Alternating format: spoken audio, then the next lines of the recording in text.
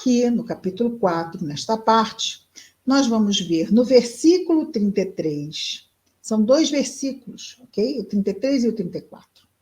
No 33, Marcos nos diz: e com muitas destas parábolas falava-lhes a palavra, conforme podiam ouvir. Vamos lembrar que Marcos não conheceu Jesus, ok?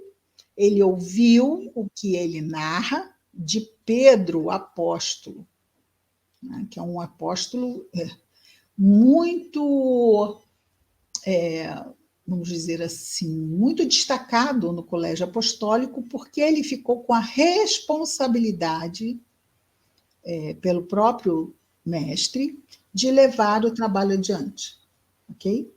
Entre os judeus, porque depois ele apareceria para Paulo, este que escreveu aqui a Timóteo, para dar a ele a responsabilidade de levar o evangelho aos não-judeus, certo? Então, Marcos diz, muito provavelmente, muito certamente, ouvindo de Pedro, repassa-nos essa informação, que ele, Jesus, passava o evangelho em histórias, como aqui nós vimos nas 2 últimas semanas, ele falar sobre o grão de mostarda.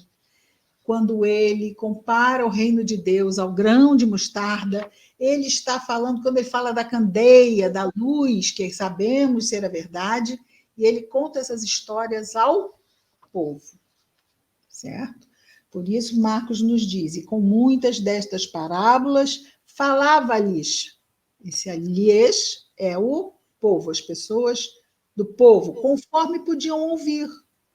Como nós passamos ensinos às crianças na condição de elas poderem ouvir entendendo o que ouvem. Nem que seja a história, em que não é destacado exatamente o que ela está dizendo, mas na própria história vem a mensagem. Nós sabemos que o grande fechamento da mensagem está na conclusão, que traz um fundo moral, né? Essa história que moraliza. Essa é a parábola. Mas olha o que ele diz no versículo 34, Marcos. Sem parábola, não lhes falava. Então, ele não era claro com o povo, porque ele sabia que aquelas pessoas não tinham condição de ouvir, não tinham entendimento, não tinham ouvidos de ouvir. Então, ele contava a eles histórias, ele lançava como semeador as sementes nas mentes e nos corações daquelas pessoas que ainda não tinham condições. Porque aquelas sementes, com o tempo, com o passar das reencarnações, as sementes iriam germinar, brotar e crescer.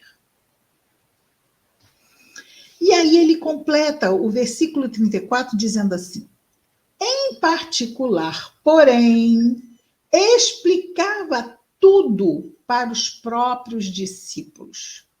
Então, cada lição era dividida em 2 partes. A primeira parte, levada ao povo por parábolas. A segunda parte dessa estratégia era levar a lição aos discípulos de forma clara, minuciosa. Não vamos esquecer. Eles precisavam ter uma clareza das lições, porque eles teriam como tarefa, quando ele partisse, serem os disseminadores das sementes da revelação que é o Evangelho, depois da partida de Jesus. Por que o Evangelho é a palavra de Deus? Porque ele diz aqui assim, olha, e com muitas destas parábolas falava-lhes a palavra. A gente pode dizer, é claro que quem fala, fala a palavra. Não é isso? Não podemos ficar só nas onomatopeias, ou seja, precisamos falar palavras, mas não é isto, de forma simplista, que quer dizer o evangelista. Que palavra é essa? Por quê? E nós sabemos, não é? Que palavra é essa?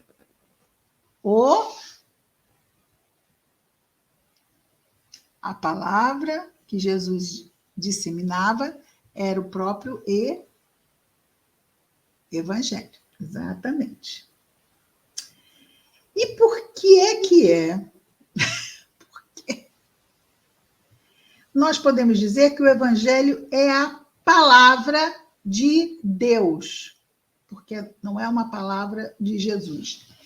Embora ele e o Pai sejam como um, devido à sua identidade com Deus, já que ele é um espírito perfeito relativamente, mas sintonizado com o Criador, através mesmo dessa vivência plena das leis de Deus, daí ele atingiu esse estado de pureza moral.